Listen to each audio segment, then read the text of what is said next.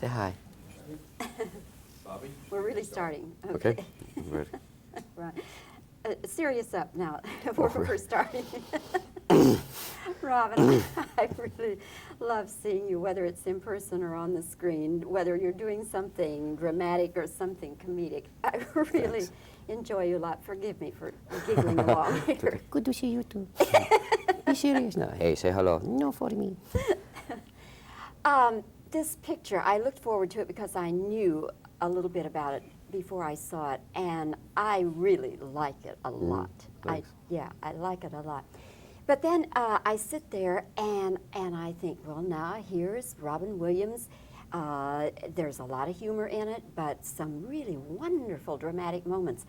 And then it occurs to me, Robin, that your acting career seems to be one little thing, and then you have this totally off-the-wall comedy career. Yes.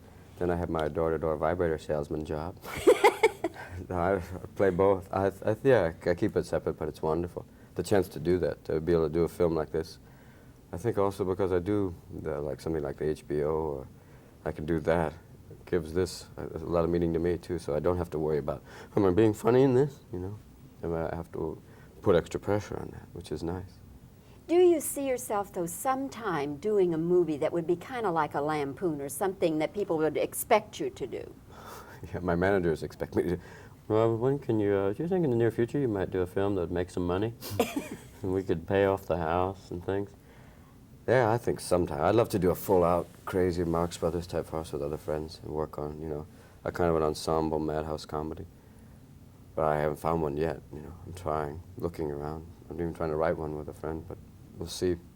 Okay. It's hard to find, you know, there are lots of scripts that are funny, but sometimes I also like to have, they have a little, you know, a touch of heart. Gary, how are you doing? Good little plug for your campaign. But the combination of the madness plus, you know, a little soul is also what I like. Yeah.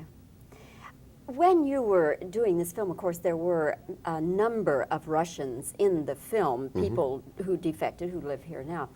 And in observing them, knowing your keen eye for observations, Robin, what did you pick up from them that you said, that's Russian, that's not American, that's Russian? A lot of the things that you find that are Russian also, the Russians, this is where this sounds like a very heavy generalization, but they are very similar to Americans. They have this incredible adaptable ability. They can adapt very quickly. They have a patience. I don't know if that's American. They have an incredible sense of humor. Most people think of Russians as, how are you? Nice to see you. But that's how they survive, is through this making fun of everything. They have jokes in Russia like, knock, knock, who's there? KGB. KGB who? We ask the questions. They're real, they have an incredible, this sounds strange, it's almost like their sense of irony, most Americans. What's that? In the dictionary under irony it says, see irony. They like that kind of sense of life. They really love vodka. This I thought, no, that's a cliche. Then I went, there's 2 quarts there, they're gone. They have an incredible soul. There's a Russian word, dusha, and that's, it means soul, but it's a kind of more all-encompassing word about spirit. They have this incredible will, and they have you ever been to Russian Orthodox Easter service? That kind of, that type of depth. I mean, it's deep. I mean, I'm talking deep, deep. Poglubzhe, down, baby, deep, deep. They're an incredible group of people to be with, to hang out with. The stories when they come to America are incredible. I met people who were physicists, doctors, one woman who was a trained surgeon who was forced to really start all over again to work, you know, she had to work as a paramedic, which means forgetting all of her training. Musicians who had to come and work like at McDonald's and places like that to give up, you know, everything that they, classical pianist, one woman I know was a classical pianist and she had to work as like a secretary. But she was a concert pianist in Leningrad. And they were just happy to be here doing anything, I guess. Well, yeah, they want to be doing concert pianist. I mean, they would like, she would like to be playing halls. But it takes, you know, once again, it's starting off at the bottom. But they have the patience and the strength and the character, and they band together too. The most important thing in Russian is family, семья, like, and friends. Their bonds that way are extremely strong. They can stretch through families being separated for 5, 10 years, sometimes never seeing each other, but still maintaining that, you know, connection with each other. They're incredible people. I mean, I think most Americans think, what are they like? What are they like? And they're outrageous, and they're very similar to us. People say, no, they're not. They are. Even when you see in Russia, the same desire for material things. They want genes. In the movie, they think, well, I bought a blender. What does it do? I don't use it. They want the stuff, and they want that kind of life, too. Robin, I'm changing the subject now for a very good reason, because John Houseman is coming to Dallas. Mr. And Houseman. Can't wait. Whoopie are you, Ty?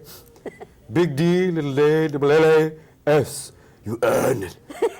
Good old Jock.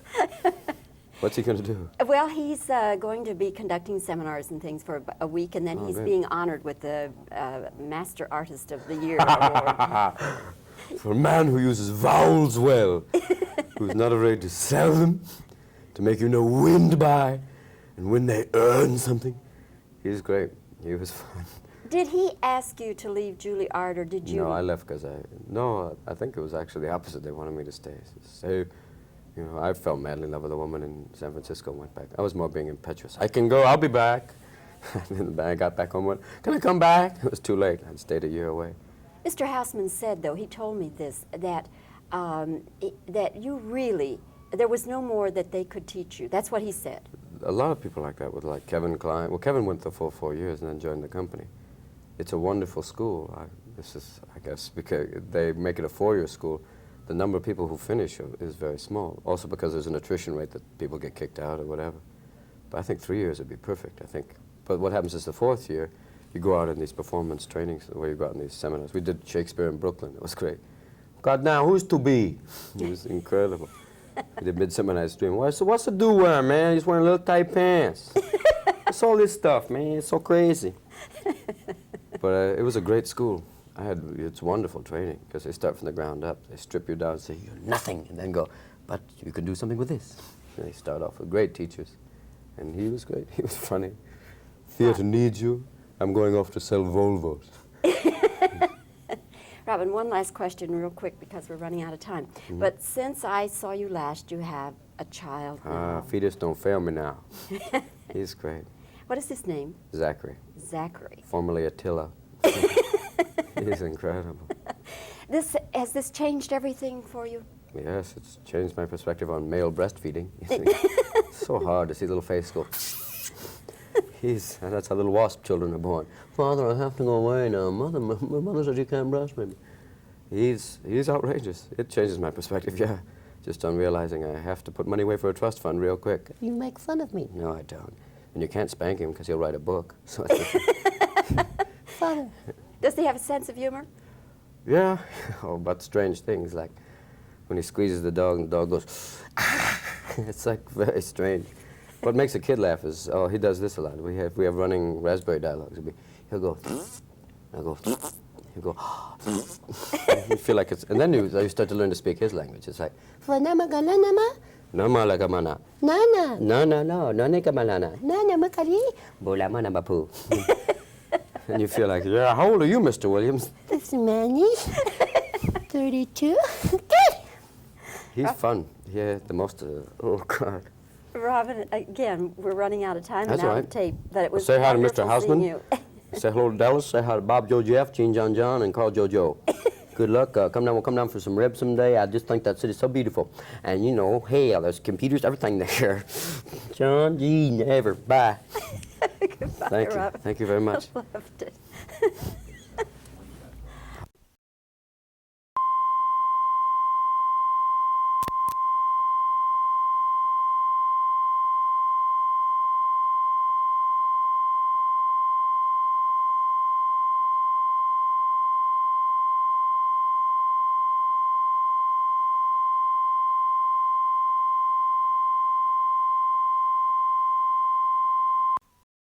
Me about here. I'm doing about here. Yeah, that's fine.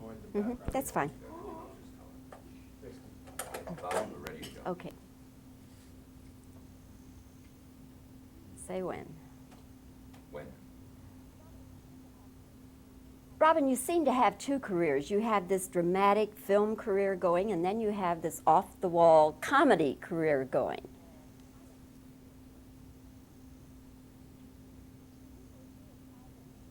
Do you foresee a time when you will do a movie that's kind of a lampoon and really wild comedy?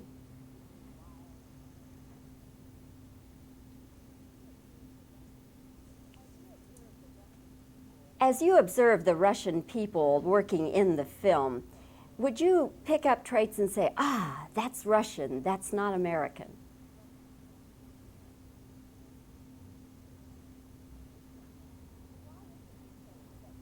Why is it you say that Russians are like Americans?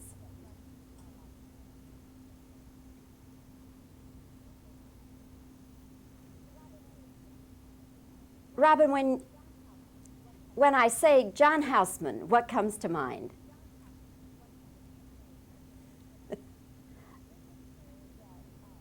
Is it true that you were asked to leave Juilliard? Get out, go away, never stay there, Mr. Williams. What were the circumstances about your leaving Juilliard?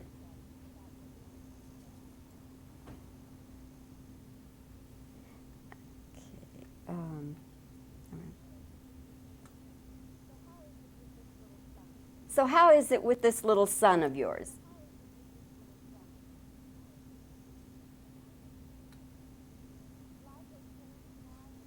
Life has changed now that you're a father?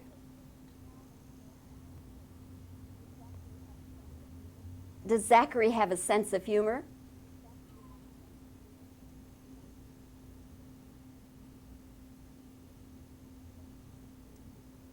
Okay, let me just give reactions now. That's it, Robin. Now's your moment. Get even with her. Get her to laugh. And now we have this lovely ensemble. Robin's wearing this lovely two-piece ensemble. Socks. Lovely Confederates of Hollywood. Our Lady of Lingerie. Lady of Hands and Hose. Welcome once again to part 2. Play that exciting new game show, Squeeze the Weasel.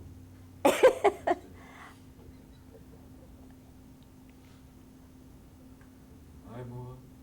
Was it? No, this is Sarah's reaction. My son, you asked about my son, he's hung like a field mouse.